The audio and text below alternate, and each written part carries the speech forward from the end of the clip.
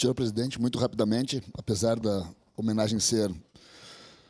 deveríamos ficar falando aqui de segurança pública o dia todo, né? Mas eu quero parabenizar o Bortola pela proposição, né, a qual eu também estava idealizando lá antes de estar na Câmara de Vereadores no ano passado. Ainda parabéns, Bortola, né? Parabéns aos colegas também.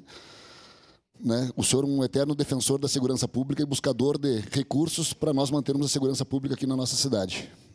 Né?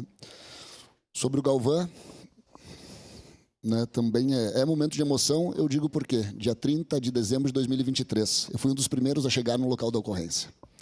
Eu estava secretário de Segurança, aqui de Caxias do Sul. Foi o momento em que encontramos o Galvão. Né? Então, a gente tem uma passagem na segurança pública e os colegas lá não tinha como não se emocionar, porque era um irmão de farda que estava sob os escombros. Galvão, camarada de coragem, com liderança, sempre defensor em defesa dos nossos policiais militares e Corpo de Bombeiros Militares, que é o qual agora a Banff tem visto a separação do Corpo de Bombeiros da Brigada Militar. Galvão com a trajetória incansável, então, por esses direitos.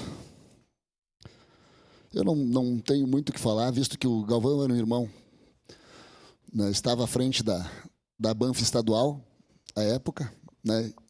Friso, só para correção, eu fui lá, eu cheguei logo em seguida lá, ele não estava trabalhando naquele momento, ele estava fazendo um churrasco com os amigos. E aconteceu o acidente, aquele fatal acidente. Então eu quero só nesse momento prestar uma continência mais respeitosa à família e à família brigadiana. Era isso, senhor presidente.